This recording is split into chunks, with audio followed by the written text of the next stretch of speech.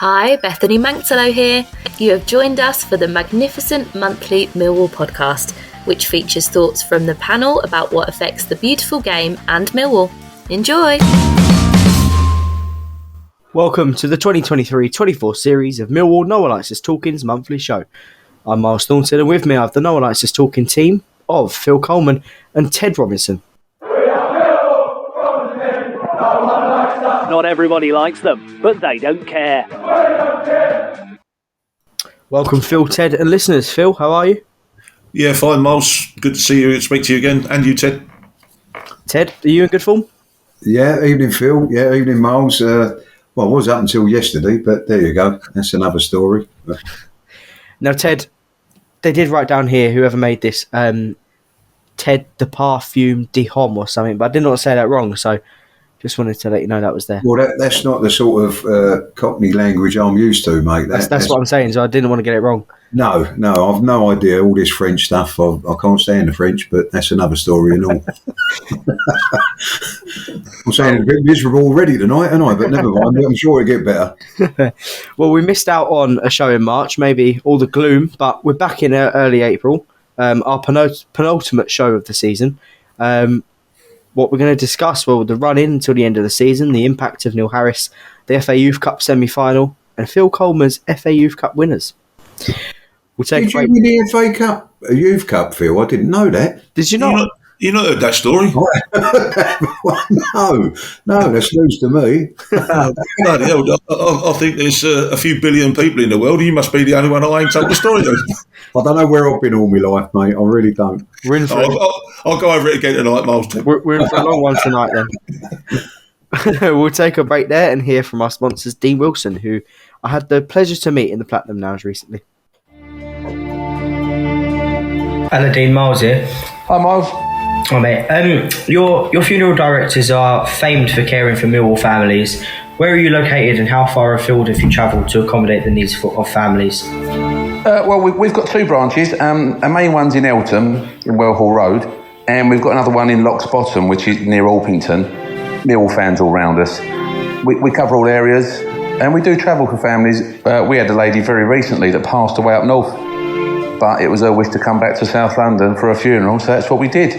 We went up to Sheffield and we brought her back. We quite often carry out funerals for Millwall families all over South London and Kent, right down to the South Coast. Dean Wilson, independent family funeral directors, caring for Millwall families. No matter how near or far, should you need them at any time, ring 0208 33 11 111. That's 0208 33 11 111. I'm your host, Myles Thornton, and with me I have the NOLUT Talkin team of Phil Coleman and Ted Robinson. Many thanks to our sponsor, Dean Wilson, who has cared for so many Millwall families over quite some considerable time. Well, after us only capturing a single point in our last three, we must consider our fate this season. Following on from Monday's results, the bookies give the following odds for relegation: Rotherham 1-14, Sheffield Wednesday 4-7, Huddersfield 11-10, Birmingham City 2-1, Plymouth 2-1, Blackburn 6-1, Millwall 8-1, QPR 10-1, Stoke 14-1. Our remaining fixtures are as follows. Next Saturday we face Huddersfield Town at the John Smith Stadium. On the Tuesday the 9th of April we'll host Leicester City. 13th of April we'll beat, that's very optimistic. We'll play against Cardiff City at home. On the 20th of April we'll play Sunderland away from home at the Stadium of Light. On the 27th of April we'll face Plymouth at home. And then on the 4th of May, on the final game of the season, we'll play away to Swansea City. Now 3 at home and 3 away. Your thoughts? I'll start with you, Phil. I think it's a doable running. I've read some stuff on social media about being relegated, but staying in the Championship is an absolute must. It is absolutely blooming vital. The league below will destroy attendances. It will cut our income. It definitely won't help player recruitment, as playing in Division 1 won't be as attractive. On paper, we could get a good haul from those 6 games. But you've got to get points at Huddersfield. I think we've got to win our home games, and even if that includes Leicester, and definitely Plymouth at home. I mean, I said after the West Brom game last Friday, we'd probably lose to Rotherham and beat Leicester. And I was going to have a fiver on it, but I'm not really a betting man. But there were too many in Harry's Bar after that were saying, yeah, you're probably right. It's typical of this club. And to be honest, with the league where everybody can beat everybody. But the good thing, Myles, Ted, it's in our own hands. But one thing's for sure, we don't want to be playing Swansea at the end of the season, needing to win. And even worse, if others were to we needed others to lose. So I keep saying everybody can beat everybody, and when it's tight at the bottom, you look at, can we get 2 wins, 6 points, and we go boom right up the table. But if you lose 2 quick games, you drop deep into the mud. So I'd probably say 50 points will be enough. I don't think too many got relegated on 50 points. Particularly given that other teams around us, and there's a load. We could go sort of like 10 teams at the moment could get relegated, but those other teams will lose games. And as I mentioned to somebody earlier, it will help if we play teams that have got nothing to play for. You just see the likes of Chesterfield have packed up. They won the league and they have a defeat and just stop it. I can remember when we won the league in '88. That last home game of the season, we got beat. So it does help if we play teams that possibly Cardiff or Sunderland that have got nothing to play for. But for me, I'm looking at points at Huddersfield, definitely a home win against Plymouth, and then taking points from the other games at home, Cardiff and Leicester. Definitely. Ted, what do you reckon? Yeah, no, I agree with Phil, what he's saying there. I mean, people are looking at losing at Rotherham. Well, any Millwall fan worth his weight as a Millwall fan knows that games against sides at the bottom of the division that have not been playing well and haven't been winning anything are going to turn Millwall over. That's unfortunately what we do. But I mean, watching that game, the good thing, if you like to take a positive out of it, is we created so many chances in that game that Neil had it right. God knows how we lost it. There was at least 2 or 3 of them that could have had the match ball the way that the chances fell. And whilst that's painful experiencing that defeat, it bodes well for the rest of the games that we've got. Huddersfield now becomes, a 6 pointer, as they say, because obviously if they beat us, they're a point behind. But if we beat them, we're 7 away from them. So, Huddersfield is an important game, certainly not to lose, without a doubt. And then Leicester at home, I said to my mate before the West Brom game, I said, I'm more happy with this game than I am with the one on Monday against Rotherham, because Millwall will rise to the occasion, as we know they do. So the Leicester game doesn't bother me. Again, we're more than capable of winning that. Cardiff will be a tough one. As Phil said, they're a game that got a side that got nothing really to lose or play for or whatever, so they can relax, and they've got a few decent players in their side, but it's down at the Den, so I think we'll be all right there. Sunderland away, I think, will be a good one for us because they seem to be falling apart all over the place. The Millwall Plymouth game, I'm hoping by the time that comes around, it's not as important as it would be if we was playing them now, because I've been saying for a little while, Plymouth are one of the sides I think they're dropping like a stone. I noticed they just sacked their manager. They're going to try and get a new guy in that's going to try to give them a bit of a bounce, but I just think they're in free fall. So hopefully, as Phil quite rightly pointed out, we don't want to be going to Swansea City away having to get a win or hoping that somebody else loses or anything like that. Let's get it over and done with before then. And it is in our hands. And we've got to look over the last 3 games and the 3 games before that, how this Millwall side has been transformed into a side that's difficult to beat. And hopefully we carry on like that throughout the rest of the season. And if we keep playing the way that we did against West Brom, and to a certain extent against Rotherham, without the mistakes that cost us goals, I think we're going to be fine. I think there's enough in this team to make sure, way before the last couple of games, that we're safe. Yeah, I agree with you there, Ted. And I agree with you when you say there's enough in the team to stay up. But I also think there's enough worse teams than us to stay up, if you get what I mean. Yeah. Definitely. Talking of the Rotherham game, you said about Millwall fans would know. Well, funnily enough, I said it to the physio at Bermondsey Town before the game. He said, "Who have you got today, Millwall?" And I said, "Oh God, Rotherham away. I'll probably lose that one." And he went, "No, Rotherham bottom of the league." I went, "Yeah, but it would be Millwall to lose the game." What happened? Yeah, we lost the game, and I will say one thing, Myles. Though, that is one of them games that come around. I mean, when I think it was Obafemi that hit the ball, him and Saville got in the way of one another, and Obafemi hit the ball and it smacked the goalkeeper in the face and went off for a corner.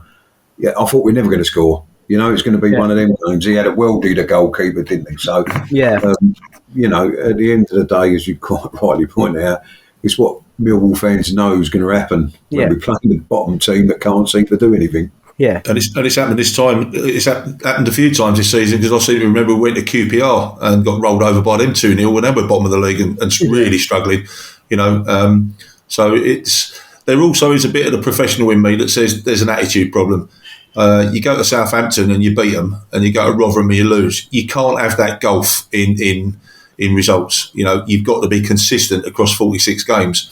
You can't have, when I fancy it away at Southampton, big game, big travelling crowd, it's only Rotherham. You can't have that attitude. So is that in the camp? Is that in some of the players? I'm not sure. But I will say that I thought some of the criticism of Millwall was poor, that we had good possession, created some unbelievable... I mean, the saves that he pulled off from Fleming's header, particularly the first one, worthy of save of the year. So we did create chances. All right, they might be bottom of the league, and it was a case of putting the ball in the net, which is the toughest thing in football. But I've got to say that you can't have performances and results Southampton away and then Plymouth away. You know, somewhere along the line there's an attitude perhaps in the camp. Millwall fans talk about the Millwall way. Is that I never understood the Millwall way. What is the Millwall? Is that the Millwall way? Beating top of the league and losing to bottom. It's what we're used to. We're eternal underdogs, aren't we, Myles? You know, we love to feel like we're up against it. We're you know, people writing us off. There's always, and the thing is, since Neil's come back and he says about it in a sense, and that is, we fight for everything and anything. I mean, there was no lack of fight against Rotherham. Let's put that in. I mean, and the previous games to that, you know, there's been a change in. I feel we're talking about attitude, but I think there's been a change in that since Neil Harris has come in, because you know, they're certainly fighting and I would say playing for the manager, whereas I think they was playing for Joe Edwards but didn't really know how to fight. So you know, you'd much rather see the Millwall at the moment as a difficult side to beat, or has been up until Rotherham. But as Phil pointed out, all them chances, we should have really won it easy. But there's a purpose about us now, I think, and that's what gives me hope for the rest of these games, that Neil's come in and instilled a bit of steel into us, I suppose. And I take Phil's point about the attitude of going to Southampton and winning and losing at Rotherham. I think I would have been more disappointed with them and thinking a bit more like that if they hadn't played the way they did in the second half against Rotherham with all the chances that they created. In other words, if they'd have lost the game in a bit of a whimper. But I do believe there's a fight and a togetherness about this mob, and they're going to need it on Saturday against Huddersfield. But I do believe Neil Harris has brought what us fans would call the Millwall attitude into them players. I mean, Phil will know a bit more about the Millwall attitude as a player than me, having been out there. But it's definitely more of what we want to see in the sense of the way that they're competing. And that's why being the eternal underdog suits us, because it just brings out a little bit more in us as fans. We get a little bit more louder when we're playing against sides that people expect to beat us. And I think it transfers in the players as well. They come out with a little bit more of a fight and a bit of a spring in their step. I feel would probably, answer that a bit better than me, so I'll let him have a go. I've been on the end of it, Ted. It's there are some things in football as a player that are non-negotiable. Like you train hard, you work hard, and you transfer that onto the pitch. And it's a mentality, and it's a never say die. Roll your sleeves up. It didn't matter whether you was playing at the old den, the new den. You're away to Leeds, tough games all over the place. Your mentality has to be: I'm just going to work hard. I'm going to mark my player. I'm going to defend. I'm going to tackle him. I'm going to outjump him. I'll defend, I'll block the shots, I'll close down, and then I'll leave it to Sheringham and Cascarino, or I'll leave it to Steve Morrison, and they'll put the ball in the net. Leave it to the better players to go and play. And if you've got 11 players, in fact, nowadays you've got 7 subs, if they're all at it and they're all fighting and scrapping, you become a really difficult side to beat, and you become a difficult side to break down. And I think we've seen it under Gary Rowett, we've seen it under Neil Harris. If you get back behind the ball and everybody works hard and everybody's prepared to take a bruise and a bit of concussion from throwing the head in, you become a really tough side. And then what you want is, like what we had against West Brom, we get a breakaway and we score, or on Saturday, on Rotherham, you get these chances straight at the keeper, or he's pulling off a couple of good saves. Now, if they go in, it's 3-0, and we're talking completely differently today. But you have to put the shift in. You have to put that hard work in. You have to fight like hell for the club badge and for the fans that are paying good money for you. That attitude will keep you in the league. You'll be so tough to beat, and you will get a 0-0s, you will get 1-0s, but you'll accumulate points. Some fans might not want it. They want ticky-tack. They've been brought up on Sky Sports. They've been ticky-tacky football and ole football and cutbacks from the dead ball line and people sweeping it in and all that. If you haven't got the players to play that style, you can't play that style. So you have to find another way to win. Top teams, they'll go route one, they'll pass it, they'll cut it back. I watched Ipswich yesterday. They can score from about 7 different ways. They can launch it. They've got a big centre forward. They've got wingers. They've got people dribbling through the middle. You have to find a way of trying to score a goal, but you can't get beat. And the one single way that you can't get beat is to fight and scrap and get everybody behind the ball and keep a clean sheet. That's probably the easier of scoring. Scoring is hard work. People pay £100 million for a striker. The Harry Kanes and these guys are worth their weight in gold because they just have a knack and they hardly miss the target. But I think the Millwall way is to work hard, scrap, fight, and then over to you up front and can we tuck a few chances away. So I think that might be the Millwall way. We'll take a break there and hear about Bermondsey Town.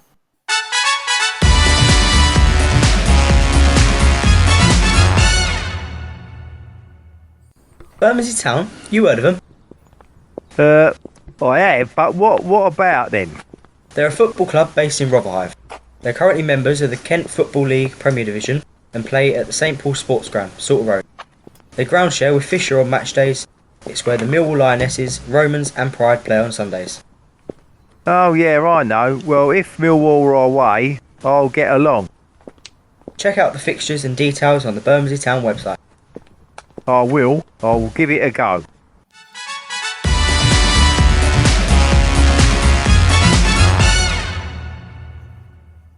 I'm your host, Myles Thornton, and with me I have the No One Likes This Talkin monthly show team of former Lion Phil Coleman and Ted Robertson. It's my final season as Bermondsey Town's media officer, and I wish them all the very best for the future. It's been a fantastic experience. On a brighter note, our under-18s are in the semi-final of the FA Youth Cup at Ellen Road on Thursday the 4th of April, kick-off at 7pm. And tickets are still on sale to season ticket holders and members. Phil, you are a product of Millwall's FA Youth Cup winning team. Oh, you feel? Really? I didn't know that. What are they up against in this single leg tie? Yeah, I might have told you the story about winning that FA Youth Cup. Our youngsters, I'll be honest with you, it's a shame it's only one leg. It's always away. Always being away from home is tougher. But what you've got to do is go away. And I spoke about it just now, about the mindset, and I think they need to remember that they've already beaten some top clubs in this country, youth teams. They really have done well to get there. You go there, you work hard, you match them all over the park, do what you normally do because that's what got you this far.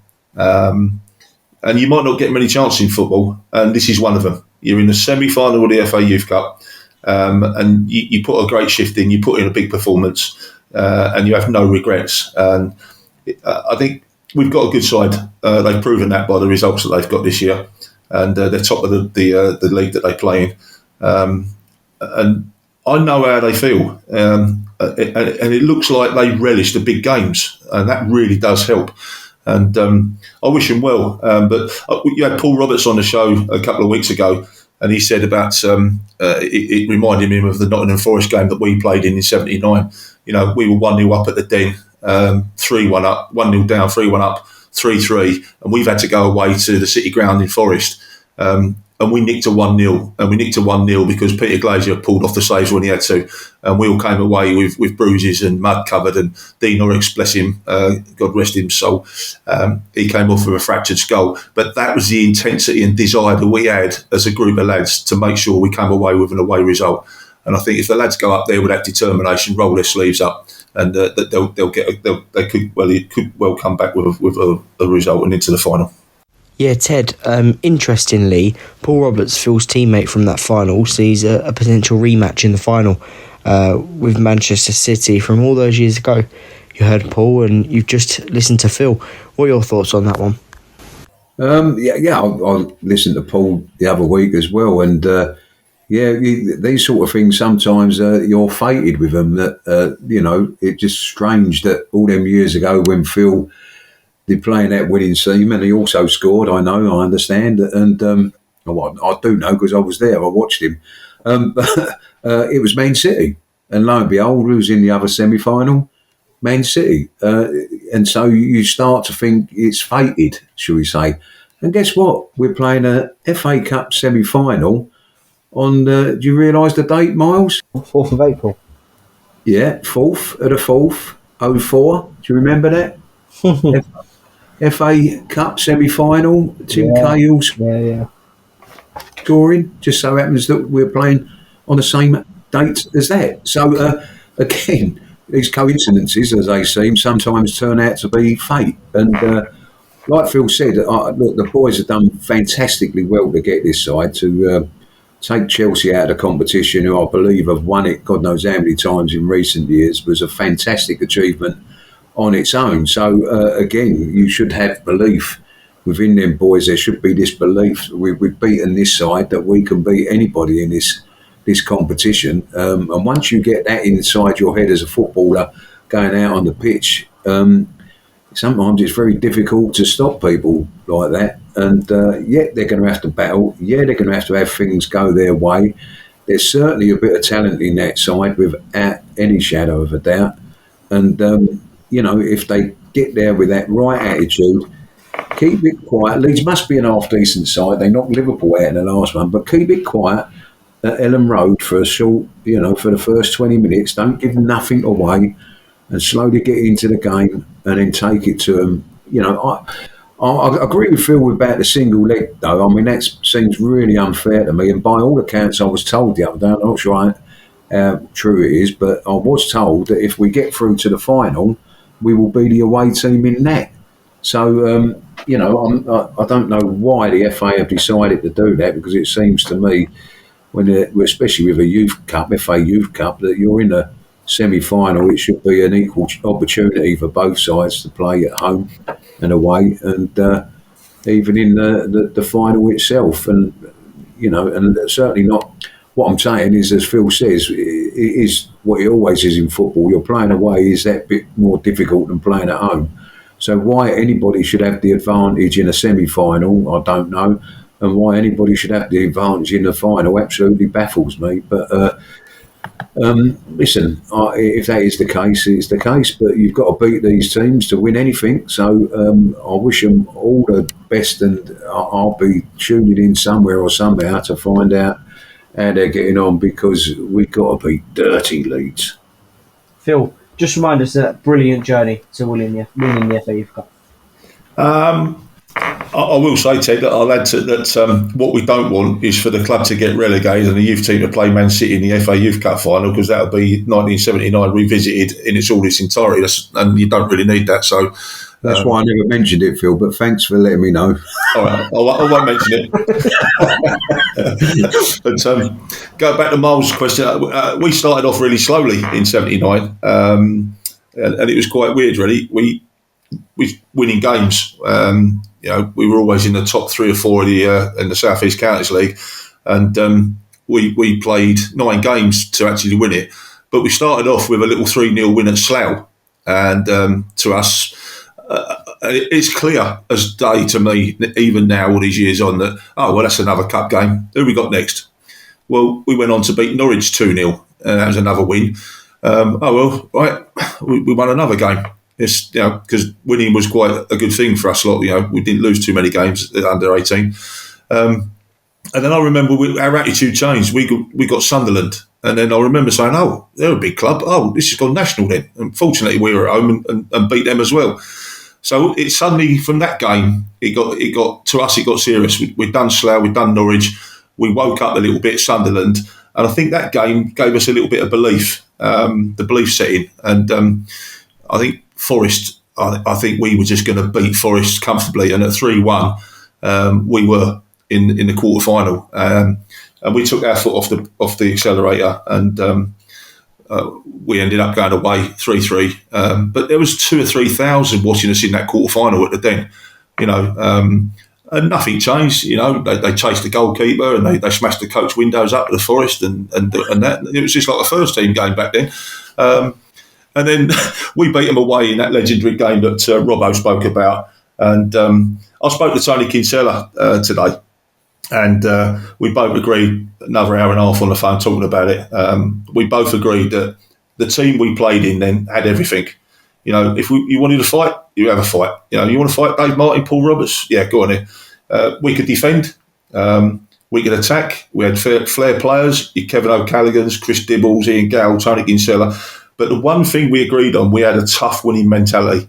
None of us took anything for granted. We worked damn hard. We 8 till 5, we'd be training for about 4 or 5 hours, and every single one of us took opportunities. And I've only just found out, talking to Tony, that of the 9 games that we played to win that FA Youth Cup, we kept 7 clean sheets. We kept 7 clean sheets out of 9 games, and that's how tough we were to break down. But if you give the ball to Kevin O'Callaghan, like the fans saw in 86, 87, 88, he'd win your games. He'd cross the ball on a sixpence. He'd pop up with a great goal. So we had that. And I'll be honest with you, after that Forest game, Brian Clough told us that's the best youth team I've seen. We dominated the semi-final, home and away against Everton, 0-0 away, 2-0 home. The same results away at City, 0-0 and 2-0. And we basically controlled the games, and we had the quality, but the most important thing we had was just determination and self-belief, and call us cocky or arrogant, but it was a winning mentality, and we all backed each other, and there was no airs and graces about any of us. And I love playing at the Den, but the away games were a challenge, and you roll your sleeves up, you get stuck in, and personally I loved it away from home. And I had some great first team games. I can remember Sheffield Wednesday when Dave Donaldson got sent off, and me and Paul Roberts, 2 18-year-olds, who were absolutely smashing Sheffield Wednesday. We lost 2-0. We've walked off, and we I enjoyed that one. So I think away games, our young lads have got to have that mentality. And I'll also say in my time, we were backed up by people in the background, and in particular George Petty. For him to sign every single one of us pro and play every single one of us in the first team, we must have been okay. And I know, talking to Tony and talking to a few others over the years, he turned down some good money for us lads when we were 18, 19, 20. Ended up selling a few of us because of the club's funding. But if the current team do well, I'm sure the vultures, if they're not already, they'll be circling our young lads. The potential is there, and I just hope that they give it their all. And if they take their chance, they could well have good careers, and who knows what they might achieve. But I can remember those games in '79 like it was yesterday, and it led to better things for the lot of us. We'll take a break there and listen to just how wonderful one of our panellists tonight is. Bethany Manxello here. Clean Feed by Ted Robinson. Hold up. We're talking about an online recording platform. Okay. Our Ted Robinson sponsors our online Clean Feed recording platform. What were you thinking of? Well, it sounded like a Parfum d'Homme Intense.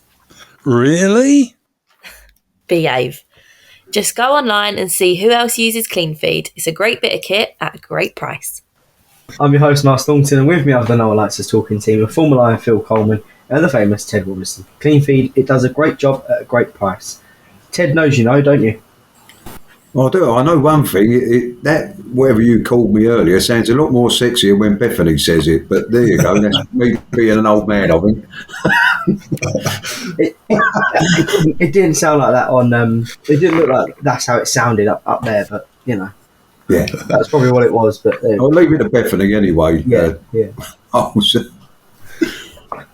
An interesting situation has arisen with the Premier League clubs abandoning a plan to support the football pyramid any other than the current arrangements, despite amazing amounts of money being agreed by both the EFL and the Premier League in selling their rights to Sky. Last week, Mr. West Ham, David Sullivan, launched a barrage at the Championship. In particular, he claims in general, the flaw in the system is the Championship.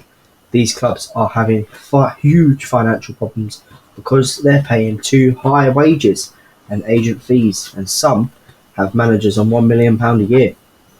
Is this just an excuse not to accept anything that even a regulator puts in place? Or are the Championship clubs operating inappropriately? Or do the financial fair play regulations need more rigorously enforcing?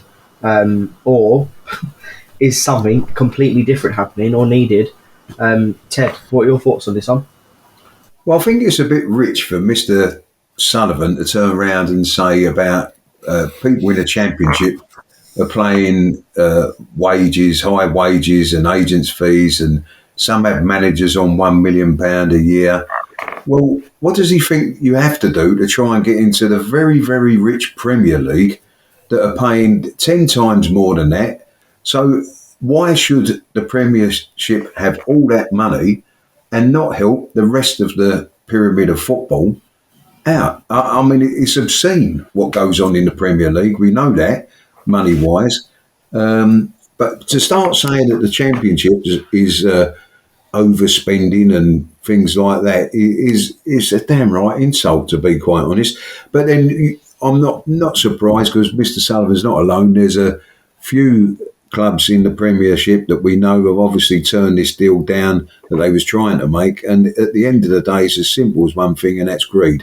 And the other thing that makes me laugh about Mr. West Ham is that they are doing exactly what the Championship sides are trying to do themselves, which is to break into an elite group, which the top 5 or 6 probably is more or less the same every year in the Championship. Why?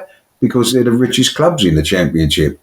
And West Ham are trying to emulate that. You know, there is a group of about 15 teams now that are pretty well established in the Premiership. But at the end of the day, in my eyes, and I've always felt the same way about this, the sides with the most have a responsibility for the sides that have the least within football. It's all about football's a lot more than just business, and unfortunately the Premier League has become business. It's not about football, and it's not about communities anymore or working within the community.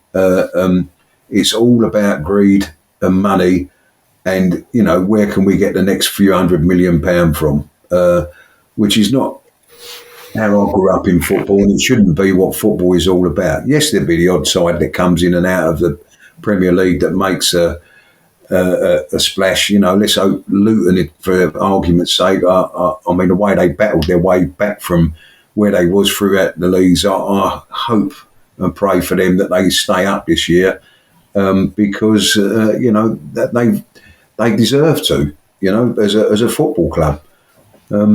But yeah, I'm sick to death of these Premiership sides dictating to everybody else within football and allowing football clubs to go to the wall without helping in any way. And there's only one reason that they've decided not to pay. I said earlier before we started the show, Myles, I can take this back to my time years ago when there was a decision made that the home team kept all the gate receipts money, which meant that the clubs at the time that were getting the bigger crowds were going to be the richest clubs because they had more people going through the gates and they had more a bigger stadium to play in, and that would obviously leave the little ones behind. And this is just another way of doing it. It's through TV money this time rather than the income that actually comes through the gate. And the big clubs, again, are doing exactly what they done that time. And that's turning around and saying, we want all the money. You lot will just have to fend for yourselves. And it's disgusting. Phil, is the management of clubs rotten to the core, or have odd bad apples started to rot? I think by the action against Everton and Forest, there's some mistakes, shall we say, rather than rotten to the core. Some mistakes have been made, but I might repeat what Ted has said, to be honest with you, but I'll go a little bit deeper. I think Sullivan is absolutely hypocritical, given he gets £100 million every summer from Sky, and then you've had the breakaway. It's trying to get into Europe and create their own league. It's just greed, There's a question for Mr. Sullivan at West Ham. What would you want if you were relegated into the Championship? I'll tell you what you'd want. You'd want exactly what they don't want to give the Championship now. You'd want that. You want the 900 million or whatever it is coming down to them. You still want the parachute payments. But sadly, money, owners, big sponsors, Sky, they're all dictating football. And you've only got to look at most leagues in the country. The biggest budgets are at the top of the league. There's a few exceptions. You can go down to the Isthmian Premier, the National League. All the big budgets are at the top of the league, and owners are bankrolling clubs' losses, sadly, including ours. I mean, Mr. Berylson, I'm sure, has put in millions and millions of pounds to keep the club going. I understand financial fair play and the limits, and we're within them, and most clubs are within them. I've mentioned Everton and Forest being hauled across the coals, but I'd haul it in even tighter, less losses. Is it out of control? I'll leave other people to argue that one, but we've also got to stop buying success. We've got this culture now of whole programs on TV going on for hours about transfers in and transfers out, and it's almost like the Premier League teams have got this money on tap from Sky and these owners, and they've forgotten about what Ted said about the community. They've forgotten about Bury Football Club completely going out because of poor ownership and funding. I'd start creating our own players again. And if that means more investment into young players, more investment into the lower leagues, better coaching.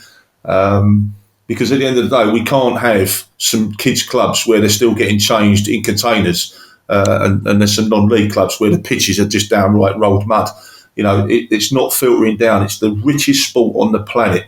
In my previous job that I just retired from, something like 95% of all funding in the world for sport is related to football. That could be gate money, buses, trains, pie and mash, burgers. 95% of the trillions of pounds that goes on sport in the world is football related.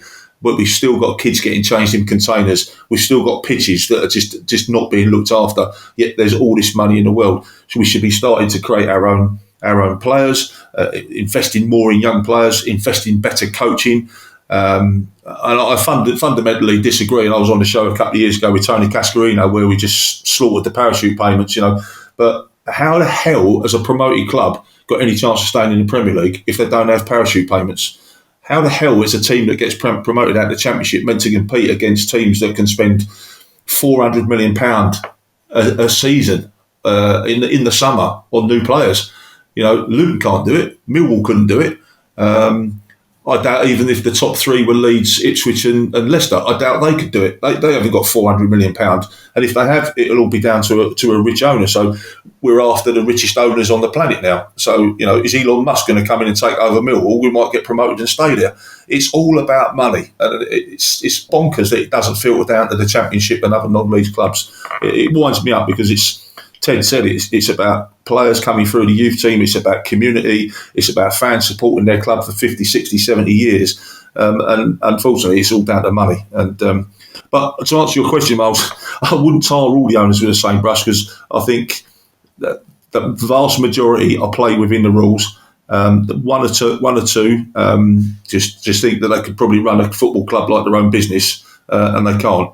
You can't just throw money at football and expect to get away with it, and it certainly doesn't buy success. And as we all know, it doesn't work out all the time. But money. it's ruining football. And as I say, the rich get richer. They want to break away. And for Sullivan to say that he doesn't want anybody in the Championship or anybody else to get any money, I just think he's hypocritical given how much he gets given. And I'd love to meet the manager who's on £1 million a year in the Championship. So would I. Yeah, and I'm sure there are some unscrupulous owners, not deliberate, possibly, but certainly I'm sure they're paying high wages in the top half of this league, and I'm sure the agents' fees are top dollar as well, representing the players. But he's talking about managers on £1 million a year. There's no way. I'm not sure any club in the Championship would pay that. But he will have his reasons why. But he's also protecting himself and protecting his own club. We lost a Dozy for £1 million as a 15-year-old, and Man City got shot of him for 10 million to Southampton, and we got 2 million. So that boy has made us 3 million. That is chicken feed to Man City. They're not interested. That profit that they made, overall profit of 7 million, it just keeps some of their age groups ticking over. But if the boy makes it, you've got another Foden. If he doesn't, we'll get 10 million for him. It's just the business is football. It's buying and selling. It's like sheep in a farm. You sell your sheep, you get your money, you breed again. It's just it winds me up because there is no level playing field. It is those that have the most money go to the top of the league, and then they chuck their money around trying to destroy everybody else. There's no thought for the people below you. And sometimes they destroy these kids as well. Phil, it's. I would sort of. I mean, listen. If somebody's in that position and they get offered a sort of contracts that I believe that they was probably offering Millwall's boys. Listen, it's money. I understand that money talks to people like that, but for a footballing sense, you need to think about it. If you're a parent of a kid who gets offered something like that, it's just you need to think of the best for that child. And at that time, at 16, 15 years of age, they're only just beginning to mature a little bit, For God's sake, give them a chance somewhere where they can become a star if they like, if they're good enough and whatever, and let them play. What happened to the days when you get 150 games out of an 18-year-old and then you sell him on? You know what I mean? It's that's how football should be, and that should be a fair way.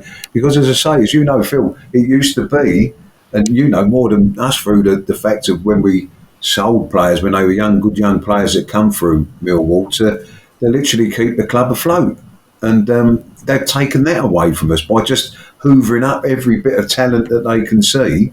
And in lots of situations with players, they've hoovered them up and destroyed them. Ted, I've got a piece of paper in front of me, and I've just written down a few things. 1979 versus 2024. Money versus the game. Business versus morals. And I'm in 2024. I understand it. I can play in it. I can coach in it. I could manage in it. But it's nothing like the game in 1979. The money is nothing like it was in 79.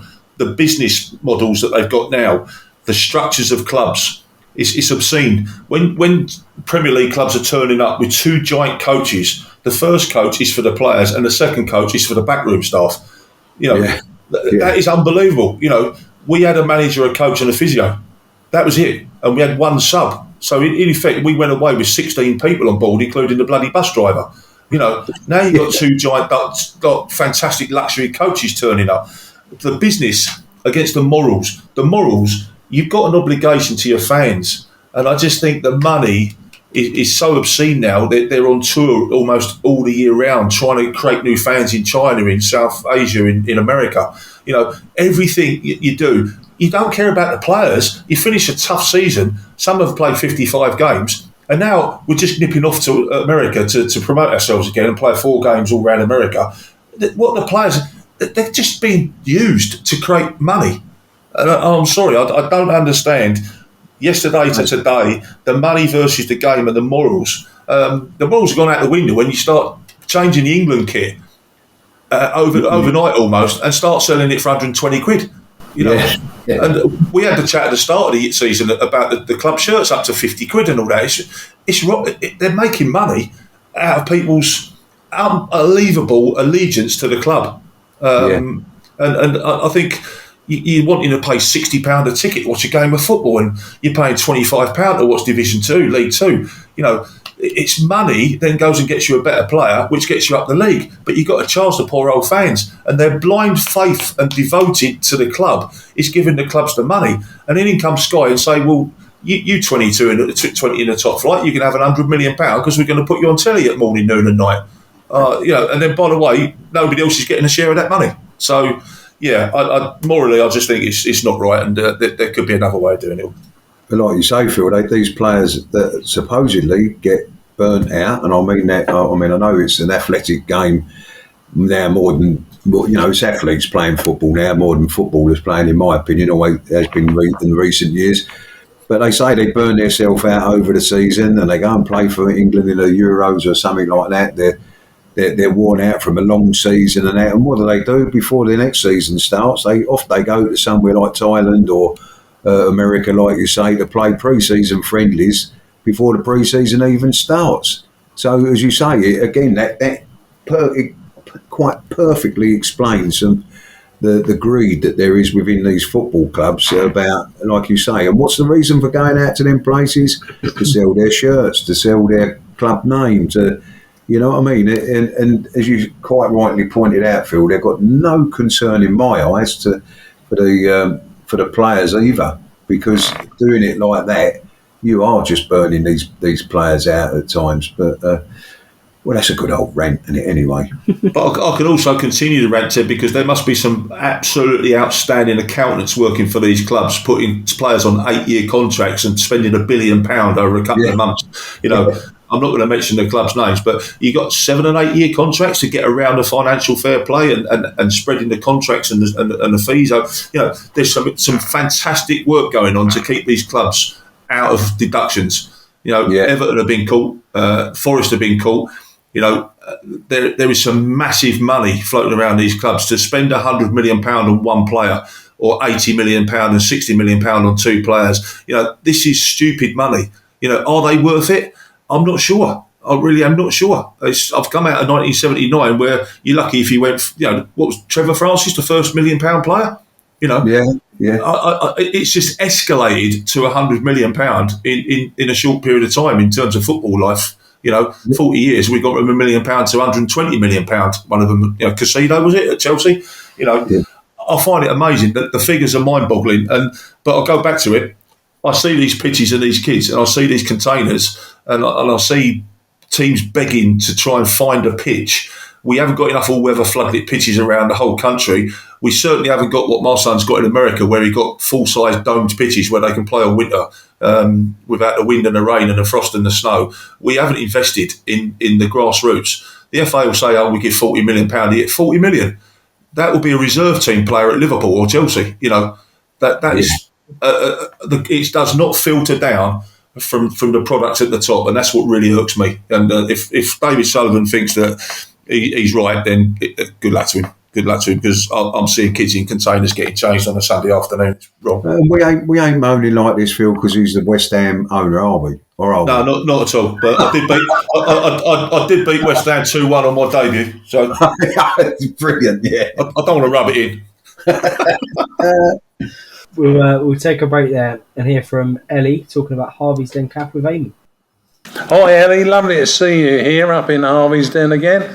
And of course you've taken over from the Brown family. Cafe that they have here is just wonderful.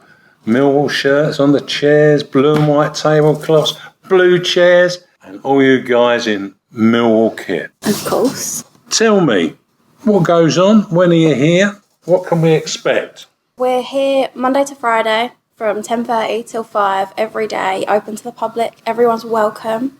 We're open every match day from 11:30 till 2:30. We've got a new family, a new little CAF team, and the girls up here are all lovely and friendly. So who are the girls that are up here? We've got myself, Ellie, of course, and then we've got Nicole, who works during the week. We've got Michelle, who also works during the week. She's lovely. And Lena, who works on a match day.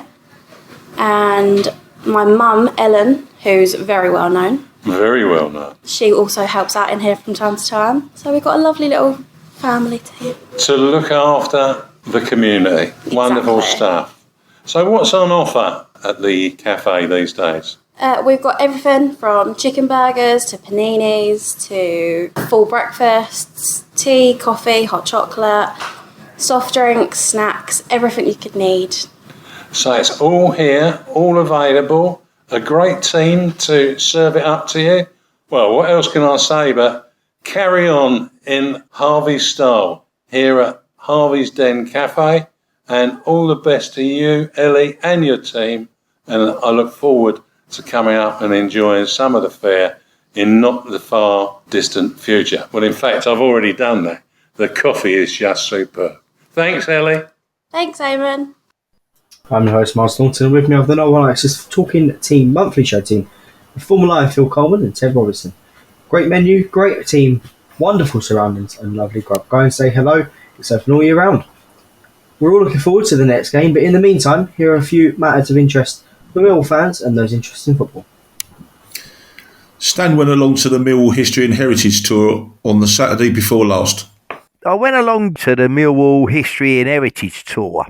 Now, some of you will be familiar with this. It's advertised and it's about doing the tour around the Isle of Dogs and learning all about what Millwall was about and going to the various sites. My experience was the tour, which was done by Rob and Michael, who lead the thing, done very well. I think the tour was very good. And they're planning to do another one again in September where Phil Coleman is going to be in attendance, and you will see it advertised in the normal way, and the tickets are £12, and I have to say that is, in my opinion, good value, and everybody on the tour, they all rated the tour, so I would recommend anyone, when this comes up, to put their name forward to go on the tour, because you'll enjoy it. You've got a lot of walking to do, but it's very good. Yeah, as Stan mentioned, their next trip is already advertised for Saturday the 7th of September. Yours truly, I'm the featured guest on the trip, and I look forward to meeting all who join us. I'll be going back to where my great-grandparents were born as well, over in the Isle of Dogs. You can find further details and book by going to eventbrite.co.uk and search for Millwall History and Heritage. I'll say that again. You can find further details and book by going to eventbrite.co.uk and search for Millwall History and Heritage. The tickets are priced at £12, and I look forward to seeing you. If you do see Phil Coleman there, don't forget to ask him about that FA Youth Cup. I won't be talking about that. Don't do that very often, do you? Much. Our Millwall Fan Show will be back on Friday with Eamon. He will host Dave, Debbie and Steve with a couple of guests too. Millwall Lionesses are back in action on Sunday when they face AFC Crawley away from home for a 1:30 kickoff at Three Bridges FC ground, Jubilee Field, Crawley, RH10 1LQ. Why not go along and give the Lionesses the support they deserve? The 2024-25 season tickets are now on sale. Supporters can cement their place at the Den for the upcoming campaign with frozen Super Saver prices and exclusive benefits. The club is pleased to offer supporters the same Super Saver period prices as last year for the launch of 2024 to 2025 season tickets. The price freeze is valid until this Wednesday, the 3rd of April, after which prices will increase. So that is the 3rd of April, Wednesday the 3rd of April. So be lively and get them bought, just as I did. Don't forget you're able to listen to the Normal Access Talking team for reports from our games, both home and away, both the Lions, Lionesses, Romans and Pride, and also updates on Millwall Community Matters 2, broadcasting on 96.5 FM over on Maritime Radio. Additionally, you can find us on Instagram, Facebook and X, formerly Twitter, social media sites and all popular podcast sites. Phil, thank you very much. Yeah, you're welcome. Enjoyed it, including that rant. Yeah, cheers, Miles, and the rant was wonderful, and I've learned something tonight. Phil played in an FA Youth Cup final. Ted, Miles, did I tell you I scored in the final? You did say keep feeding me, didn't you, Phil? Yeah, you keep it coming. I'll get to write that book one day. And thank you all for listening, and let's have a great run until the end of the season. Finally, let's not forget to keep it safe on the streets out there. Until next time, bye for now.